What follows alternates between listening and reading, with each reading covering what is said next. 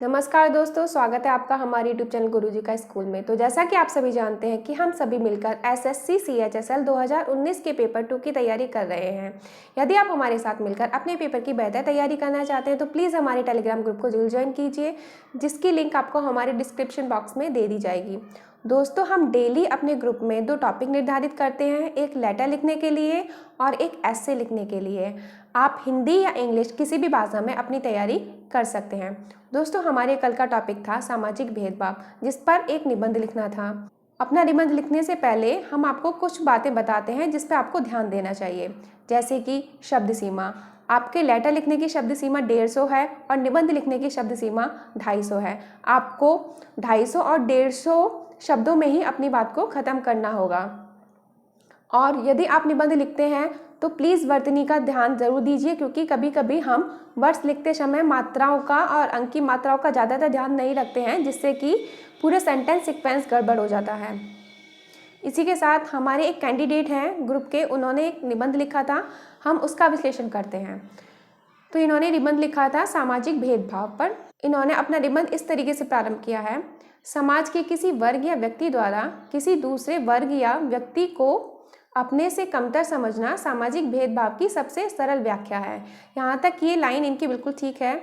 अब इसकी second line है, व्यक्ति अपने इस दूषित विचार में इतना लिप्त हो जाता है कि मानवता को अनदेखा कर वह कमजोर वर्ग की शारीरिक, मानसिक, सामाजिक या राजनीतिक किसी भी प्रकार से प्रताड़ित। तो यहाँ पे कुछ मिस्टेक्स हैं, जैसे कि आप पूर्ण विराम तब लगाते हैं जब आपका सेंटेंस खत्म हो जाता है। तो यहाँ पे जो है के पास पूर्ण विराम है, ये गलत है। यहाँ पे आपका सेंटेंस खत्म नहीं हुआ है, बल्कि आपकी बात कंटिन्यू स्टार्ट है, क्योंकि आप बोल रहे हैं कि आपकी जो बात है वो लगातार स्टार्ट है। तो यहाँ पे आप है और की के बीच में कॉमा लगाएंगे तो ज़्यादा बेटर होगा। और फिर सेकंड है अपने वर्तनी। यहाँ पे जो प्रताड़ित है वो प्रताड़ित गलत लिखा है। यहाँ पे इस तरीके से डैड डलिया वाला प्रताड़ित लिखा जाएगा। इस निबंध का जो अगला पेज है वो इस तरीके से लिखा हुआ है, भारतीय संविधान में आर्टिकल 15 तथा आर्टिकल 17 के साथ साथ वंचित वर्गों को दिए गए आरक्षण हमारी संविधान सभा की दूरदर्शिता का प्रमाण ही था। साथ ही भारत सरकार द्वारा समय समय पर दिव्यांग अधिनियम 2016, 3 तलाक और 377 के संबंध में सुप्रीम कोर्ट के निर्णय सराहनीय हैं। तो यहाँ पर बहुत सी मिस्टेक्स हैं, जैसे कि यदि आप हिंदी का निबंध लिख रहे हैं तो इंग्लिश के शब्दों का प्रयोग करने से ज़रूर बचें। जैसे कि आपने यहाँ पर आर्टिकल लिखा है, यदि आप आर्टिकल की जगह अनुच्छेद लिखते तो ज़्यादा बेटर होता। और साथ ही आप अंक की मात्राओं का और अपनी बात को पूरी तरीके से लिखने का प्रयास कीजिए। जैसे कि यहाँ पे आपने लिखा है 3 तलाक और 377 के संबंध में। 377 क्या, यानी 377 अनुच्छेद है, धारा है क्या? तो यहाँ पर जहाँ तक मेरा अनुमान है कि यहाँ पे धारा 377 की बात की जा रही है। तो आप अपनी बात को पूरा लिखिए, क्योंकि अपूर्ण बात लिखने से गलत अर्थ लगा दिया जाता है, या फिर आप अपनी बात को दूसरे को नहीं समझा पाते हैं। तो प्लीज़ अपने शब्दों को ठीक से लिखिए और अपनी बात को पूरी तरीके से लिखिए। इसके आगे ये लिखते हैं, हालांकि सरकारों के प्रयास से सामाजिक भेदभाव में कमी देखी गई है। तो यहाँ पे जो आप है लिखते हैं, है और हैं, यानी ये जो है ये 2 तरीके से लिखा जाता है। यदि आप है इस तरीके से लिखते हैं तो ये सिंगल के साथ लिखा जाता है, यानी यदि कोई एक वचन के लिए हम प्रयोग कर रहे हैं तो वहाँ पे है प्रयोग होगा, क्योंकि यहाँ पे बात एक वचन की गई है। तो यहाँ पे बिना अंक की मात्रा वाला है प्रयोग होगा। यदि आप बात बहुवचन की करते हैं तो वहाँ पे है प्रयोग होगा, यानी अंक की बिंदी लगाई जाएगी। और यदि आप किसी बात को किंतु, परंतु, लेकिन से स्टार्ट करते हैं तो वहाँ पे पूर्ण विराम ना आकर कॉमा आएगा। तो आप इस तरीके से लिखेंगे कि हालांकि सरकारों के प्रयास से सामाजिक भेदभाव में कमी देखी गई है, ना कि है। और इसके साथ किंतु के बाद ये जो पूर्ण विराम, किंतु से पहले जो पूर्ण विराम है यहाँ पे कॉमा लगाना। फिर इसके बाद किंतु इस विष के वृक्ष में बीज व्यक्ति के दिमाग में अंकुरित होता है, इसलिए आवश्यक है कि लोगों की सोच को बदला जाए। तो यहाँ पे आपकी फिर से बात कंटिन्यू है, तो यहाँ पे आप कॉमा लगाएंगे, बदला जाए जो करने के लिए उचित शिक्षा। अच्छा, यहाँ पे आपने पूर्ण विराम लगाया, ठीक है। यहाँ पे हमारी जो बात एक खत्म हो चुकी है, लेकिन दूसरी बात प्रारंभ है, तो यहाँ पे जो आपका पूर्ण विराम है वो ठीक है। फिर आपने लिखा है कि जो करने के लिए उचित शिक्षा, जागरूकता, सामूहिक कार्यक्रम के लिए जानना ही सबसे प्रभावी होगा, ठीक है। तो यदि हम इस निबंध का मूल्यांकन करें तो इसमें क्योंकि लिखने में काफ़ी त्रुटियां हैं और सेंटेंस सीक्वेंस की भी काफ़ी गलती है और मतलब इतना इम्प्रेसिव अगर देखा जाए तो इतना इम्प्रेसिव नहीं है। आप सीमित शब्दों में और भी अच्छी तरीके से लिख सकते थे और अपनी भाषा को अच्छी बना सकते थे, लेकिन इतना अच्छा इम्प्रेशन नहीं है आपके निबंध का। अगर हम निष्पक्ष मूल्यांकन करें तो हम इसे 22 से 23 अंक देंगे अगर हम इसका मूल्यांकन करें तो। दोस्तों, हमारे कल के पत्र लेखन का विषय था कि अपने स्थानीय समाचार पत्र को एक पत्र लिखें जिसमें आप शहर को स्वच्छ और हरा भरा बनाए रखने की अपील स्थानीय लोगों से करें। तो हम देखते हैं, एक हमारे कैंडिडेट हैं, उन्होंने पत्र लिखा है जो कि इस तरीके से है।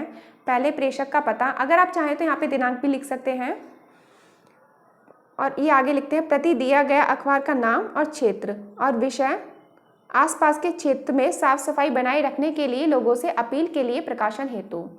सेवा में विनम्र निवेदन के साथ आपका ध्यान शहर में मची गंदगी की ओर आकृष्ट कराना चाहता हूँ। यहाँ पे अगर आप ये शब्दों को ठीक से लिखेंगे या फिर शब्दों का ठीक से चुनाव करेंगे तो यहाँ पे ये ज़्यादा अच्छा होगा कि विनम्र निवेदन के साथ आपका ध्यान शहर में फैली गंदगी की ओर आकृष्ट कराना चाहता हूँ। तो यहाँ पे मची गंदगी की जगह अगर आप फैली गंदगी लिखेंगे तो ज़्यादा अच्छा होगा। महोदय, हमारे शहर में लोगों की लापरवाही के कारण शहर की सुंदरता हमेशा असाध्य प्रतीत होती है। तो यहाँ पे जो आपने सेंटेंस लिखा है, सबसे पहले हम उसके वर्तनी लेखन की बात करें तो यहाँ पे जो आपका महोदय शब्द है ये गलत लिखा हुआ है। आपको महोदय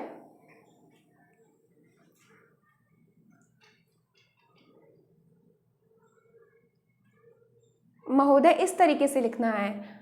ये कुछ टेक्निकली लिखने की वजह से जो है पे मात्रा है वो ई की तरह लग रही है, लेकिन आप जो मेन मिस्टेक है वो ये है कि जो द के नीचे आपको हलंत लगाना होता है, क्योंकि वहाँ पे द आधा है। तो महोदय लिखने के लिए आपको द के नीचे हलंत लगाना ज़रूरी है। और फिर इसके बाद हम बात करते हैं, हमारे शहर में लोगों की लापरवाही के कारण शहर की सुंदरता हमेशा असाध्य प्रतीत होती है। ऐसा नहीं है कि शहर की सुंदरता असाध्य हमेशा से ही प्रतीत होती है, क्योंकि जैसे जैसे जनसंख्या बढ़ती है वैसे वैसे हमारे सामने कठिनाइयाँ आती हैं। यानी जो शहर की गंदगी है वो हमेशा से ही समस्या नहीं रही है, यानी शहर में पहले इतनी गंदगी नहीं थी। ठीक है, तो यहाँ पे हम जो बात को कह रहे हैं उसको इतना बड़ा चढ़ा के ना लिखें, एक सिंपल तरीके से हम अपनी बात को लिखेंगे तो ज़्यादा अच्छा होगा। तो इसमें आप ये लिख सकते हैं कि महोदय, हमारे शहर में लोगों की लापरवाही के कारण शहर की सुंदरता दिन प्रतिदिन असाध्य प्रतीत होती जा रही है। फिर आगे इन्होंने लिखा है, प्रधानमंत्री जी ने 2015 में जिस स्वच्छ भारत अभियान का आह्वान किया वह देश के कई हिस्सों में आंदोलन बन गया है और इंदौर तथा भोपाल जैसे शहरों में स्वच्छता के नए प्रतिमान स्थापित किए हैं। यहाँ पे फिर से वही गलती एक वचन और बहुवचन के साथ है वाली। यदि आपने यहाँ पे अंक की मात्रा लगाई है तो ठीक है, वरना यहाँ पे क्योंकि 2 शहरों का वर्णन हो रहा है तो यहाँ पे है लिखा जाएगा। महोदय, अगर हमारे शहर का हर व्यक्ति संकल्प करे कि वह अपने स्तर पर कोई गंदगी न तो फैलाएगा और ना ही किसी को फैलाने देगा, तो नगर पालिका कर्मचारियों के प्रयास से तुरंत साफ सफाई के उस स्तर को प्राप्त किया जा सकता है जिसे हमारे शहर की आकृष्टता में 4 चांद लग जाएं। हमने आपको बताया है कि यदि हम कोई कार्यालय पत्र लिखते हैं तो उसमें हमें भावात्मक शब्दों का कम प्रयोग करना चाहिए। जैसे कि यहाँ पे लिखा गया है कि शहर की आकृष्टता में 4 चांद लग जाएंगे। ये जो 4 चांद लगने वाला कॉन्सेप्ट है वो एक साहित्यिक टर्म है। तो यदि हम कार्यालयीय लेटर लिखते हैं या कार्यालयीय पत्र लिखते हैं तो उसमें हमें कार्यालय जैसी भाषा का प्रयोग करना चाहिए। तो यदि आप इस वाक्य को इस तरीके से लिखें कि जिससे हमारे शहर की सुंदरता में बढ़ोतरी होगी या फिर जिससे हमारे शहर की सुंदरता बढ़ जाए। फिर ये आगे लिखते हैं, महोदय से निवेदन है कि कृपया अपने प्रतिष्ठित समाचार पत्र के जरिए लोगों से साफ सफाई बनाए रखने की अपील करें। तो यहाँ पे जो अपील शब्द है वो एक इंग्लिश शब्द है, इसकी जगह आप अनुरोध लिखेंगे तो ज़्यादा अच्छा होगा, क्योंकि ये जो लेटर है ये आपका हिंदी भाषा में है। तो यदि आप ज़्यादा से ज़्यादा शब्द हिंदी के इस्तेमाल करेंगे तो ज़्यादा अच्छा होगा। और आपको लेटर लिखते समय ये ध्यान रखना होगा कि जो आपकी शब्द सीमा है वो सीमित ही हो, यानी जो शब्द सीमा आपको दी गई है उसी के अंतर्गत आपको अपना लेटर लिखना है। और ये जो लेटर है ये लगभग 181 या 180 शब्दों के आसपास है। तो आप या तो 160 शब्दों के आसपास अपना लेटर लिख सकते हैं या 140 तक में भी अपनी बात खत्म कर सकते हैं, क्योंकि यदि आप अपनी शब्द सीमा बढ़ाते हैं तो आपके नंबर कट सकते हैं। और ये आपको अपने लेटर में कोई भी पर्सनल डिटेल नहीं लिखनी है, इस बात का ज़रूर ध्यान रखिए या फिर जितना आपसे पूछा जा रहा है सिर्फ उतने ही उसमें मेंशन कीजिए। यदि हम इस पत्र का मूल्यांकन करें तो हम इसे 27 से 28 अंक देंगे, क्योंकि एक तो आपकी शब्द सीमा बढ़ गई है और फिर आपके जो लिखने का तरीका, यानी आपने कोई सेंटेंस इतना बड़ा कर दिया है कि वो खुद ही उसमें उलझ के रह गया है। तो अपने शब्दों के वर्तनी में ध्यान दीजिए और अपने ये जो लेटर लिखा है इसके जो वाक्य लंबे लंबे हैं इनको शॉर्ट कीजिए, छोटा कीजिए, क्योंकि जो छोटे वाक्य हैं वो अपनी बात को ज़्यादा स्पष्ट तरीके से लिख सकते हैं। और अपनी शब्द सीमा पर ज़रूर ध्यान दीजिएगा। धन्यवाद।